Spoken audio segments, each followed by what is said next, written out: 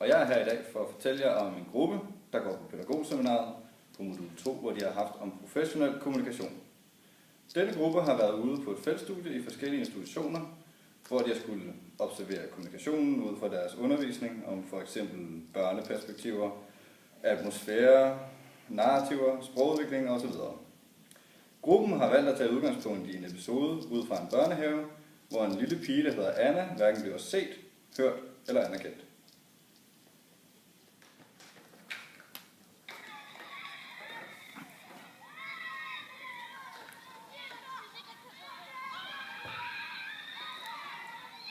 Anna, sikke en fin madkasse du har.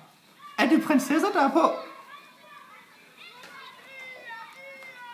Anna, hun sidder altid og surmuler og ser sig fornærmet ud. Hun kan sidde sådan der hele dagen. Det skal du altså ikke tage dig af. Hendes forældre, de får jo også lige blevet skilt, så hun prøver rigtig forældre og også pædagoger af dagen lang, så hun får lov til at passe sig selv lidt. Og Anna, hvis du er færdig med at spise, så gå ud med din madkasse, og så er det direkte ud på legepladsen.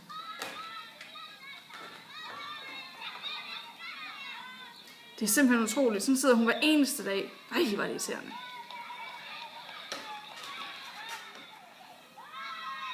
Vand. Her oplever den respektive studerende et tydeligt eksempel på en meget kontrollerende atmosfære, hvor pædagogen Hanne ikke ser situationen ud fra Annas perspektiv. Hanne prøver at kontrollere situationen ved at skabe orden og struktur ud fra hendes eget voksne perspektiv. Dette skaber ingen resonans imellem hende og Anna, og gør, at Anna føler sig yderligere overset, og dette gør, at hun trækker sig endnu mere tilbage.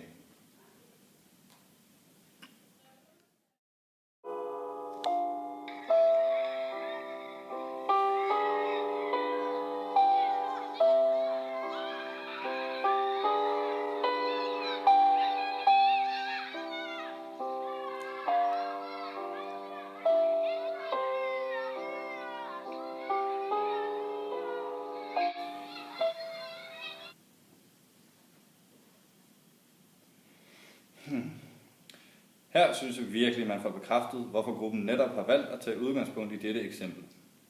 Anna bliver totalt overladt til sig selv i denne situation, hvor det hun allermest har brug for, er at blive anerkendt og forstået. Pædagogen taber bolden i det, hun vælger at fokusere på den studerende og forklare, hvordan hun mener, Anna bør opføre sig, hen over hovedet på Anna. Ud fra hvad de studerende har lært, griber Anna situationen helt forkert an. Hun burde med hendes indsigt i Annas baggrund og historie forholde sig til hendes narrative fortælling og på den måde undersøge, hvad der ligger til grund for, at Anna opfører sig på den måde, som hun gør. På den måde ville Hanne kunne skabe en god relation med Anna, og på længere sigt også skabe rammerne for en bedre kommunikation og en samspillende atmosfære, hvor Anna føler, at Hanne forstår hende og kan se tingene ud fra hendes perspektiv. Pædagogens vigtigste opgave er at være anerkendende og være opmærksom på sin kommunikation og over for de mennesker, man møder på sin arbejdsplads.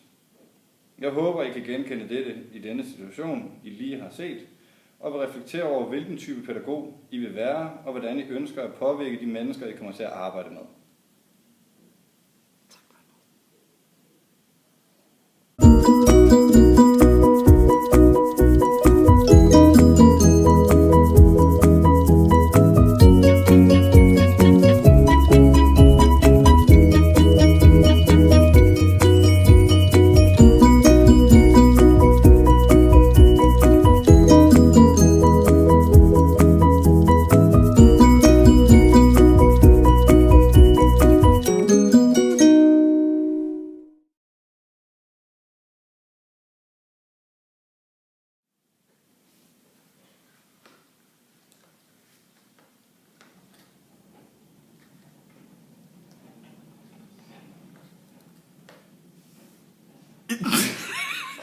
Okay.